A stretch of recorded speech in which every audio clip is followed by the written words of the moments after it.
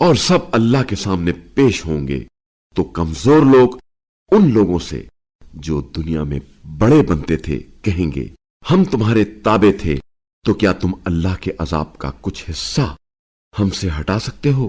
وہ کہیں گے اگر اللہ نے ہمارے لیے کوئی راستہ چھوڑ دیا ہوتا تو ہم تمہیں بھی بتا دیتے۔ ہمارے لیے یکساں ہے کہ ہم فریاد کریں یا صبر کریں، ہمارے لیے فریاد کا کوئی راستہ نہیں۔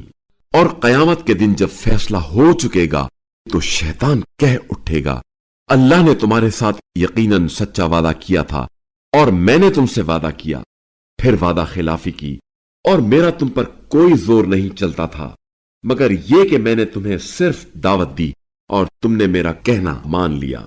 بس اب تم مجھے ملامت نہ کرو بلکہ خود کو ملامت کرو۔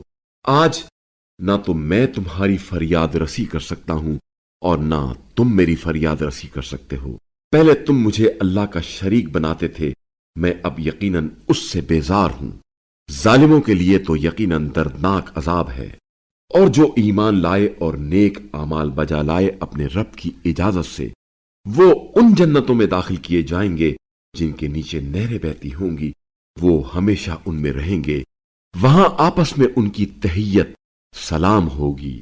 کیا آپ صلی اللہ علیہ وآلہ وسلم نے نہیں دیکھا کہ اللہ نے کیسی مثال پیش کی ہے کہ کلمہ طیبہ شجرہ طیبہ کی مانند ہے جس کی جڑ مضبوط گڑی ہوئی ہے اور اس کی شاخیں آسمان تک پہنچی ہوئی ہیں۔ وہ اپنے رب کے حکم سے ہر وقت پھل دے رہا ہے، اور اللہ لوگوں کے لیے مثالیں اس لیے دیتا ہے تاکہ لوگ نصیحت حاصل کریں۔ اور کلمہ خبیثہ کی مثال اس شجرہ خبیثہ کی سی ہے جو زمین کی سطح سے اکھاڑ پھینکا گیا ہو اور اس کے لیے کوئی ثبات نہ ہو۔ اللہ ایمان والوں کو دنیاوی زندگی میں بھی اور آخرت میں بھی قول ثابت پر قائم رکھتا ہے، اور ظالموں کو گمراہ کر دیتا ہے، اور اللہ اپنی مشیت کے مطابق عمل کرتا ہے۔ کیا آپ صلی اللہ علیہ وآلہ وسلم نے ان لوگوں کو نہیں دیکھا جنہوں نے اللہ کی نعمت کو ناشکری سے بدل دیا اور اپنی قوم کو ہلاکت کے گھر میں اتار دیا؟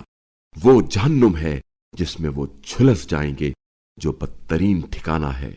اور انہوں نے اللہ کے لیے کچھ ہمسر بنا لیے تاکہ راہ خدا سے لوگوں کو گمراہ کریں۔ ان سے کہہ دیجئے کچھ دن لطف اٹھا لو، آخرکار تمہارا ٹھکانہ آتش ہے۔